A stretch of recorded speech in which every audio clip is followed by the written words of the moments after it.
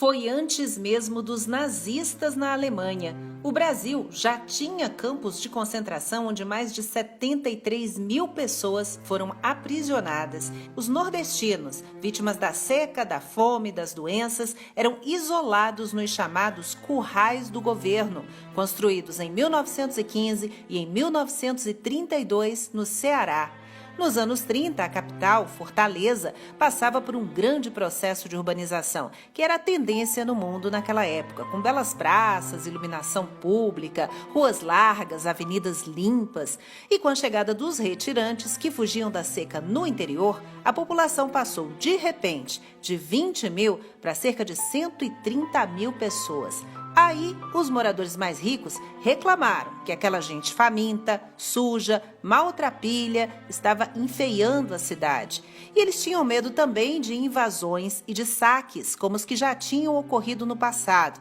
Então, era preciso mandar logo aqueles mendigos para bem longe. Em 1915, por exemplo, uma primeira experiência para isolar essas famílias de sertanejos numa área chamada Alagadiço, em Fortaleza, foi mencionada no livro O 15, da escritora cearense Raquel de Queiroz.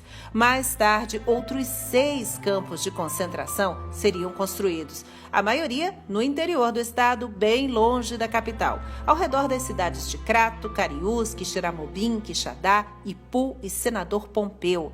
Algumas ruínas desses alojamentos ainda podem ser vistas.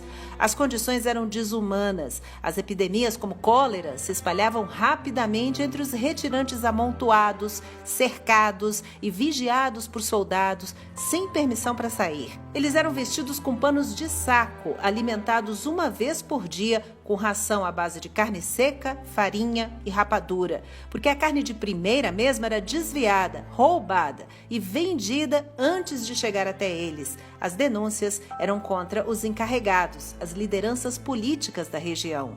E muita gente acabou morrendo de fome, de doença, de fraqueza mesmo. Os cadáveres eram jogados em valas abertas, valas comuns, porque não dava tempo nem de cavar uma sepultura decente para cada um. E a estimativa é de que só em Senador Pompeu, no campo de concentração do Patu, mais de 2.000 pessoas morreram.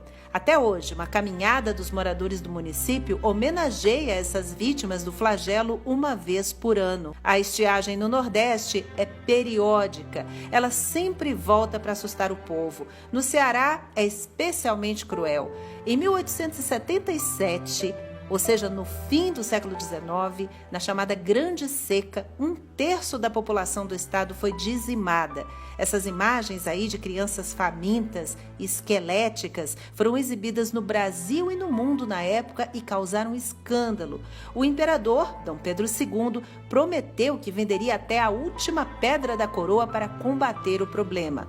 E começou aí a construção dos açudes e a migração dos nordestinos. Milhares foram para a Amazônia servir de mão de obra na extração da borracha. A cada nova estiagem, o governo então criava frentes de obras. Muitos sertanejos foram empregados, por exemplo, na abertura da estrada de ferro de Baturité, no Ceará. E alguns flagelados da seca foram enviados até para lutar na Revolução de 1932 em São Paulo. Os campos de concentração agora já fazem parte do passado. Um passado sombrio do Brasil, mas a promessa de políticas públicas, de trabalho e de assistência ainda está longe de resolver o problema. E é isso. Até a próxima com mais uma história.